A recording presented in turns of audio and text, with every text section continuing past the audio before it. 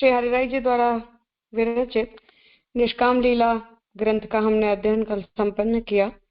अब आगे बहिर्मुखत्व निरूपणम नाम से श्री हरिराय जी का ग्रंथ है, जहाँ भगवान बहिर्मुखता का जो स्वरूप है उसे आपने यहाँ समझाया है कि कौन सा जीव अपनी किन कृतियों से भगवत बहिर्मुख होता है। धने ग्रहे यदा सक्ताः सेवकाः संभवन्ति लाभ पूजार्थ यत्नाश्च तदा स्यात् कुपितो हरिः।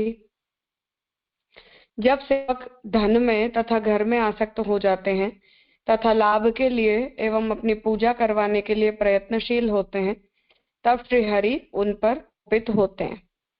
तो ये मूल श्लोक का भावार्थ है कि अन्यासक्ति जो है वो दोष है।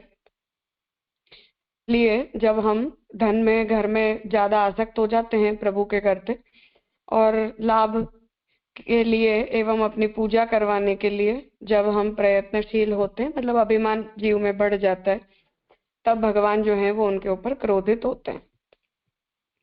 सेवकों का मुख्य कर्तव्य यह है कि अपने स्वामी को प्रसन्न रखने के लिए सभी प्रयत्न करे, उनकी आज्ञा में तत्पर रहे, स्वामी की इच्छा के अनुकूल रहे। इसी प्रकार जीव भी प्रभु के सेवक हैं, उनका मुख्य कर्तव्य प्रभु की सेवा है। सेवा में किंचित मात्र भी न्यूनता नहीं आनी चाहिए। उसी प्रकार जिन प्रभु की सेवा का स्वयं को अधिकार प्राप्त हुआ है, वे प्रभु कोटि ब्रह्मांड नायक परात्पर पुरुषोत्तम श्री कृष्ण ही हैं। यह विचार निरंतर सदैव मन में बने रहना चाहिए। जब सर्व दुख हरता प्रभु को अपना जो कुछ कहा जाता था वह सब समर्पित कर दिया एवं दास्य धर्म को स्वीकार किया है, तब उसका अपने स्वामी को हर प्रकार से प्रसन्न करने के लिए करने के अतिरिक्त और क्या धर्म हो सकता है। तो यहाँ ये तात्पर्य बता रहे हैं कि जीव का कर्तव्य जो है वो प्रभु की सेवा करना है। भगवान हमारे स्वामी है, इसलिए सेवक होने के नाते ये हमारा सहज धर्म है।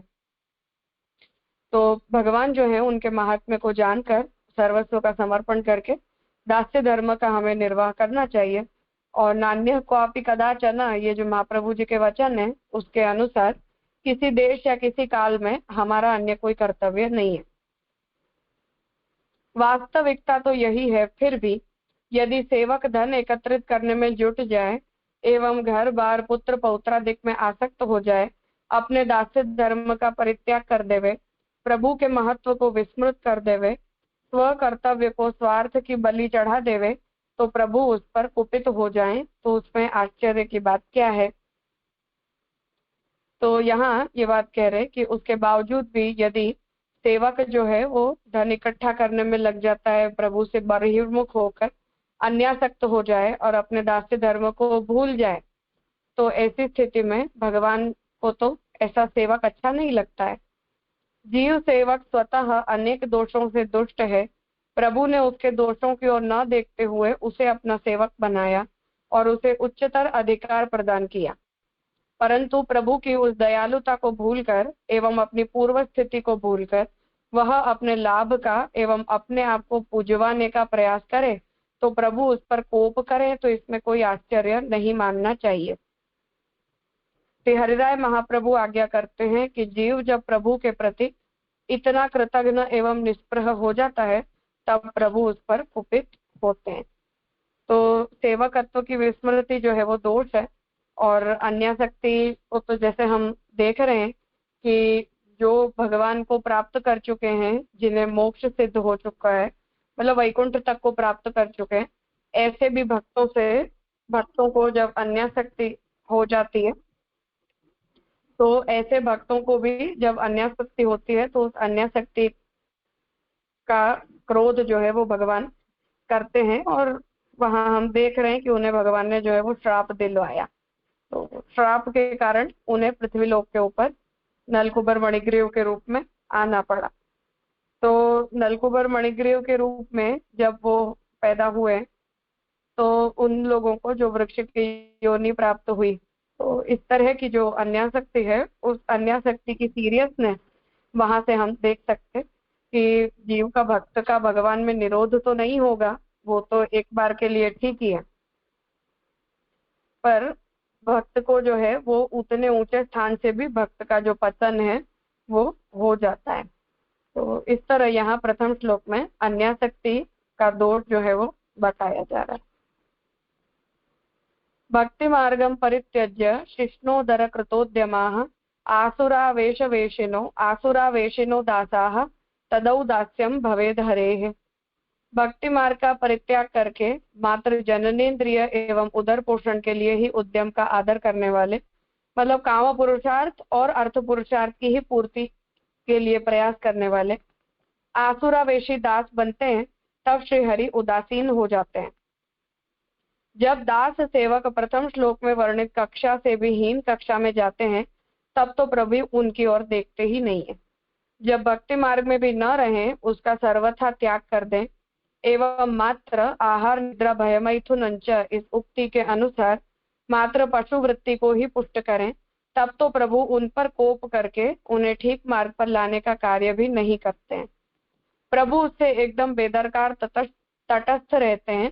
वह सेवक जिस तरह से रहना चाहता है उसे उसी प्रकार रहने देते हैं, क्योंकि उसने मर्यादा मार्ग का किंचित मात्र भी पालन नहीं किया, बल्कि उसका त्याग ही कर दिया है एवं असुरों के साथ प्रीति हो जाने से स्वयं भी आसुरावेशी हो गया है। ऐसे एकदम भ्रष्ट नौकर सेवक की ओर उदासीन वृत्ति के अतिरिक्त प्रभु और कर भी क्या सकते हैं। तो ये सब बातें जो है वो अपने अंदर दैन्य प्रकट करने के लिए और हमें कर्तव्य परायण बनाने के लिए बताई जा रही है। तो यहाँ से हरिराय जी का जो तात्पर्य है वो भक्तों की निंदा करने में नहीं है,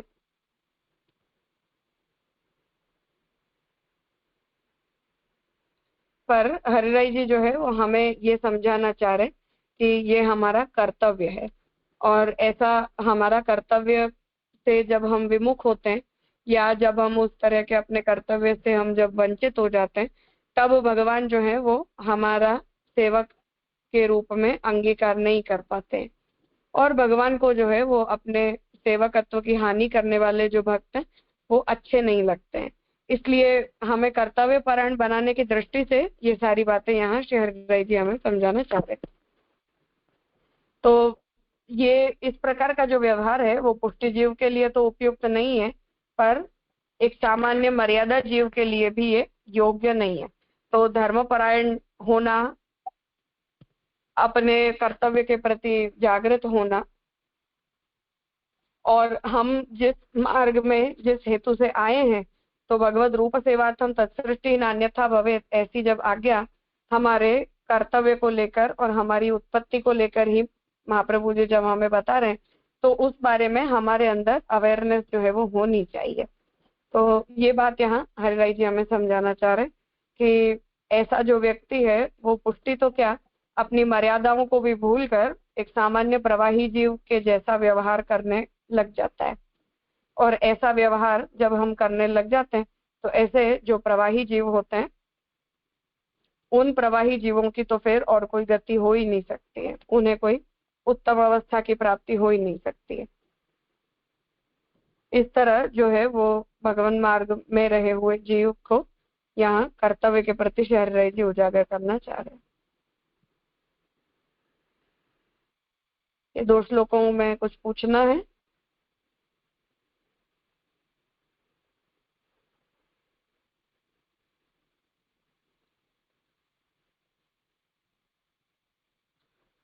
ठीक है, ऐसे तो सरल ही है हरिराय जी के वचन।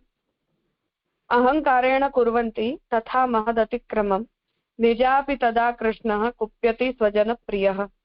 जब अहंकार से महान पुरुषों का अपराध करते हैं और वह भी अपने होकर अपने स्वजनों का, तब स्वजन वत्सल प्रभु कुपित होते हैं। तो स्वजन मतलब भक्तों का जब अपराध करते हैं तब।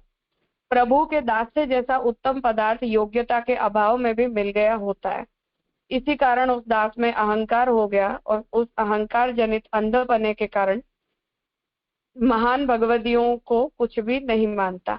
तो क्या ऐसे पर प्रभु प्रसन्न होंगे? कदापि नहीं।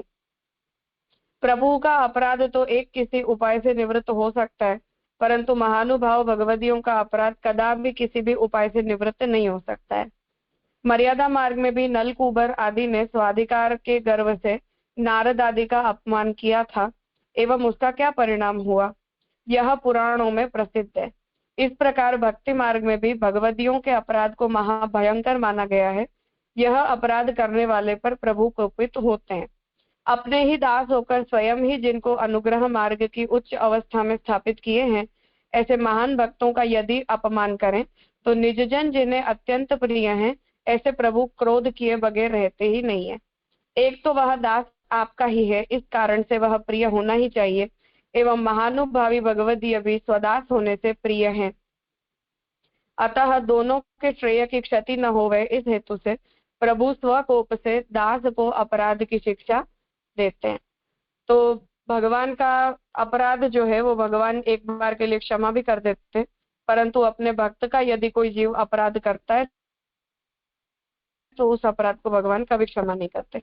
तो अम्बरीश राजा के चरित्र में भी ये बात हमें स्पष्ट देखने मिलती है कि भगवान जो है उन्होंने अम्बरीश राजा का अपराध जब दुर्वासा ऋषि ने किया तो भगवान ने उन्हें यही कहा कि एक बार के लिए मेरा अपराध तुम करो तो मैं तुम्हें क्षमा कर दूं, पर मेरे भक्त का अपराध करने की क्षमा तो इतनी सामर्थ्य तो मुझ में भी नहीं। तो वो अगर तुम्हें क्षमा करेंगे तो ही मैं तुम्हें क्षमा कर सकता हूँ।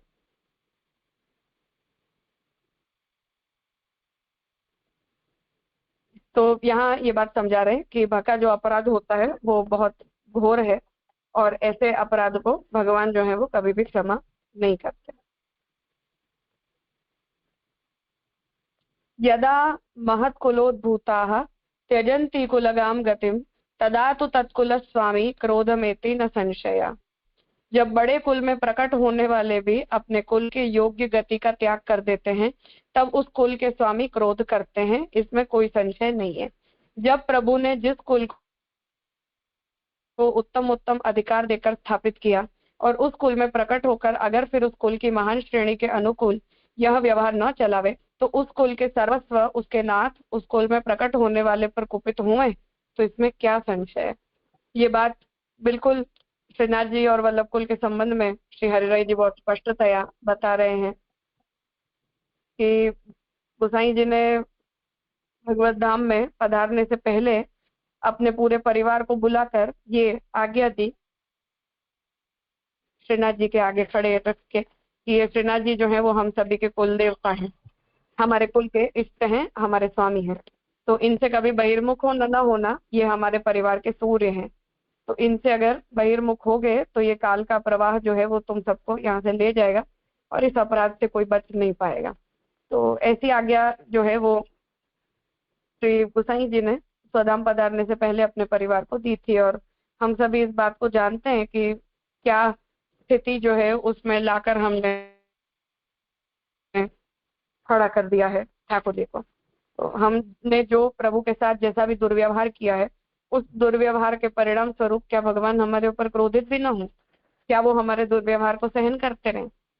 तो हमने कुछ पैसों की लालच में 40% भेंट की शेयर लेने के चक्कर में श्रीनाथ जी को गवर्नमेंट को दे दिए, और अब हम बैठकर यदि ठाकुर जी के प्रति जो है वो अपना प्रेम प्रदर्शित करें, यदि हम विरह की अनुभूति कर रहे हैं, इस तरह से अगर हम बोलने लगे, तो क्या प्रभु हमारी उन भावनाओं को समझेंगे।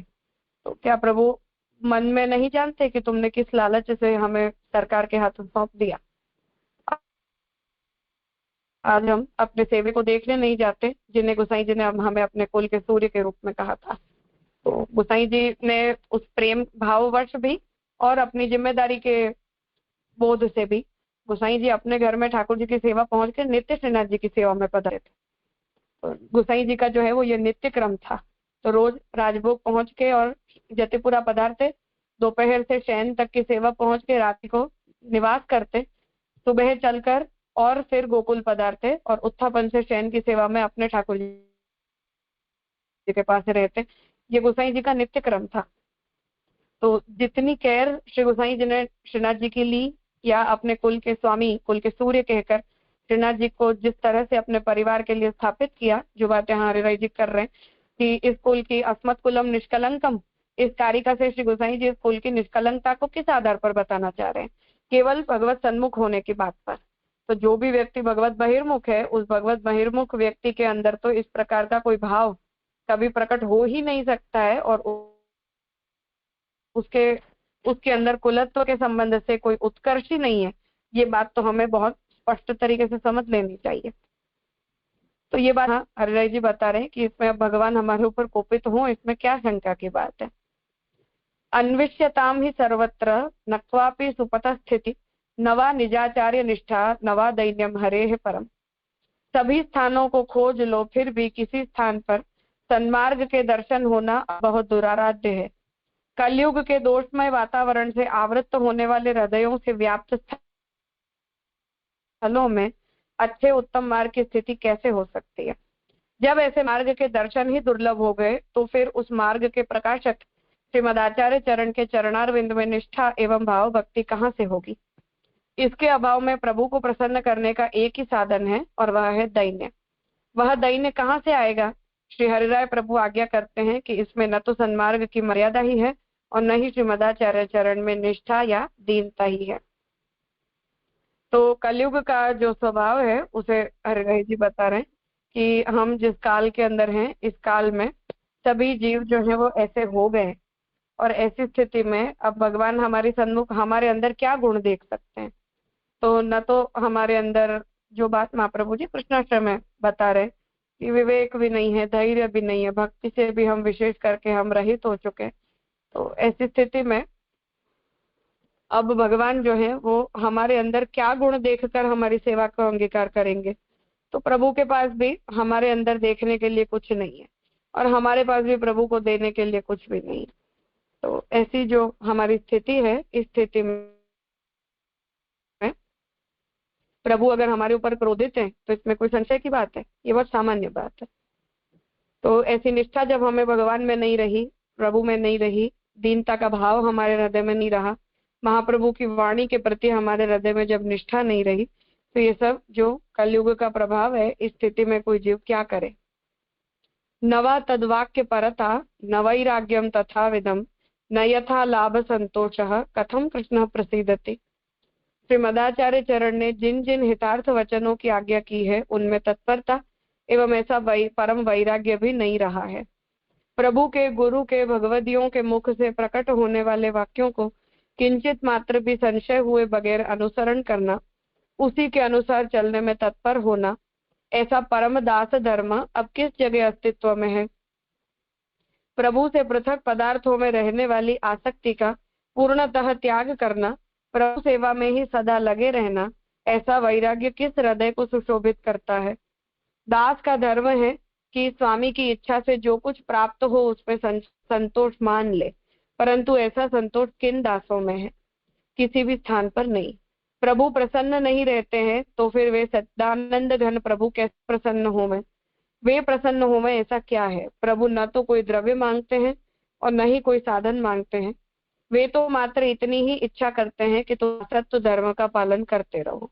जब इतना ही नहीं होता तब प्रभु श्री कृष्ण पूर्ण पुरुषोत्तम कैसे प्रसन्न होंगे। तो यहाँ हरिराय जी ये आज्ञा दे रहे कि प्रभु को प्रसन्न करने के लिए अब हमारे पास कुछ नहीं रहा। भगवान जो है उनके अतिरिक्त अब हमारे पास जो है वो करने के लिए कुछ भी नहीं है।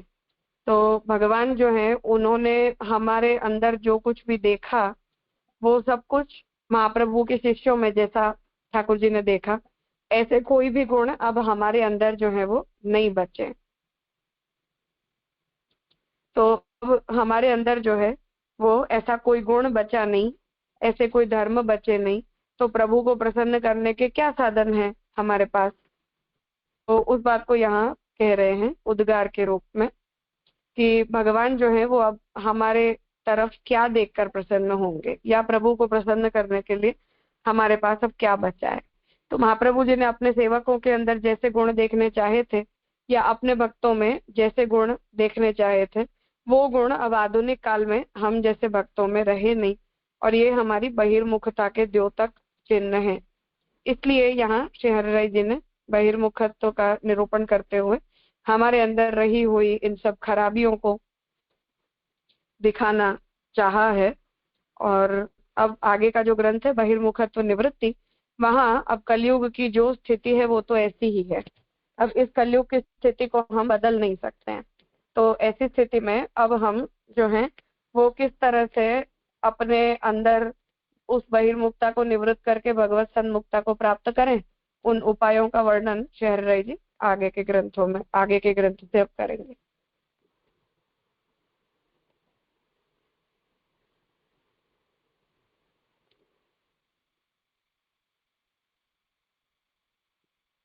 कुछ पूछना है?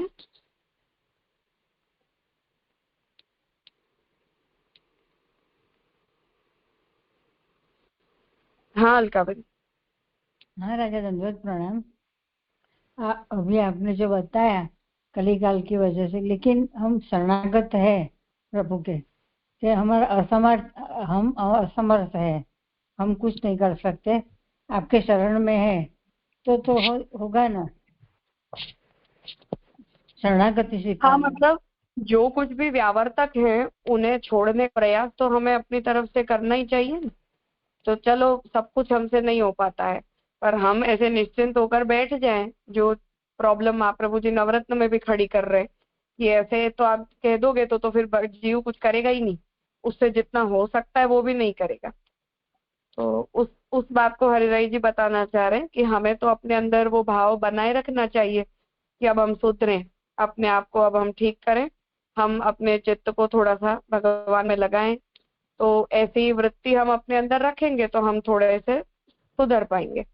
यदि ऐसी वृत्ति ही हम अपने अंदर नहीं रखेंगे तब तो फिर हमारे सुधरने के कोई चांस ही नहीं बचेंगे। उस दृष्टि से हरिराय जी ने ये बात कही। जी राजा, दंडवत प्रणाम राजा।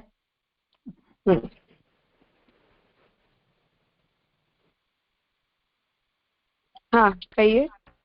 हाँ हाँ, दंडवत प्रणाम राजा। यहाँ वो वाक्य में कहा है, प्रभु से पृथक पदार्थों में रहने वाली आसक्ति का पूर्णतः त्याग करना, यानी पृथक पदार्थ यानी वो कैसे लेना?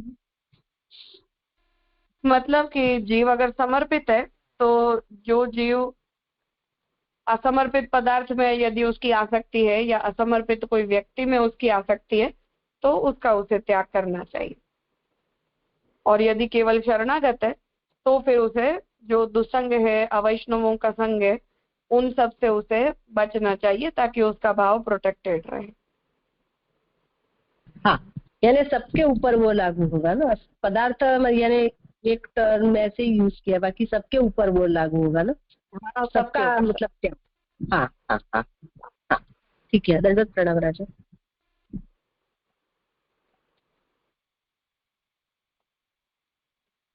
हाँ जय श्रीवन। हाँ राजा, दंडवत प्रणाम। ये 5वां श्लोक है ना, जो कलयुग के दोषमय वातावरण, तो पूरा वो नेगेशन बताया है कि इतने सारे बहिर्मुखता का कारण है। तो फिर ऐसे भी हो सकता है कि हम लोग कलयुग का प्रभाव है ऐसे करके छोड़ दे के, या ये समझ में नहीं आ क्यों ऐसा बताया है कि इतना सारा कलयुग के दोषमय वातावरण से आवृत होने से। तो फिर ऐसा भी जो जिसको कहना ही है वो तो ऐसा कहेगा नहीं कि ये कलयुग का प्रभाव है, तो हम ऐसा हम ही नहीं है, पर कलयुग का प्रभाव है तो बहिर्मुखता हो गई, ऐसा कुछ नहीं हो सकेगा ऐसे। हाँ तो बहिर्मुखता हो गई है और अगर हमने ऐसा मान लिया है और हम अपने आप को सुधारना नहीं चाहते हैं तब फिर भक्ति मार्ग में उत्कर्ष प्राप्त करने की अपेक्षा को भी हमें छोड़ देना चाहिए कि इस युग में कोई कुछ कर ही नहीं सकता है, इस युग में अब हमारे लिए कुछ भी करने के लिए बचा ही नहीं, ऐसा हमें अपने लिए मान लेना चाहिए ना फिर तो। तो उसके न्यूज जैसे महाप्रभु जी ने कृष्णाश्रय में सब लौकिक वैदिक में जो दोष है दिखाए, फिर कृष्ण एवं गति मम के उसका सॉल्यूशन भी दिया, तो उसका सॉल्यूशन अभी ये आगे के ग्रंथ में आएगा, ऐसा हो सकता है ना? हाँ वो बहिर्मुखत्व निवृत्ति में आए। हाँ हाँ राजा। हाँ इतना हरिदेव जी ने कहा है तो आज के ये सब बड़े हैं तो हमारे जैसे छोटे को भी थोड़ी घनी तो सिद्धांत की बात समझ में आती है, फिर भी नहीं समझते हरिराज जी जैसे को भी, तो क्या होगा, ऐसा होता है। सही बात है। और राजा, मैं ऐसा बोलती हूँ कि कली काल में तो बहुत थोड़ा करो तो बड़ा फल मिलता है, कलयुग सबसे सूर है ऐसा बोलते हैं, तो वो कैसे समझना? हम यहाँ एक बात तो ये कि फल लेने के लिए आए नहीं है, हमें तो किसी फल की कोई अपेक्षा नहीं है, प्रभु हमसे प्रसन्न होने चाहिए और तो कुछ हम चाहते ही नहीं है। पर समस्या ये है कि प्रभु को प्रसन्न करने के लिए महाप्रभु जी ने जो बेयर मिनिमम बताया है वो तो हमारे अंदर होना चाहिए ना। ऐसा थोड़ी है कि हम, हाँ दुनिया तो नास्तिक है, दुनिया कुछ नहीं करती, तो हम अगर एक समय सेवा पहुंच रहे हैं तो हमने कितना बड़ा काम कर लिया। ऐसा तो हमारे अंदर नहीं होना चाहिए ना। हाँ राजा जी, राजा हाँ हो गया। धन्यवाद, प्रणाम राजा। ठीक है, तो आज यहाँ रखते हैं। बहिर्मुखत्व निवृत्ति ग्रंथ हम कल प्रारंभ करेंगे।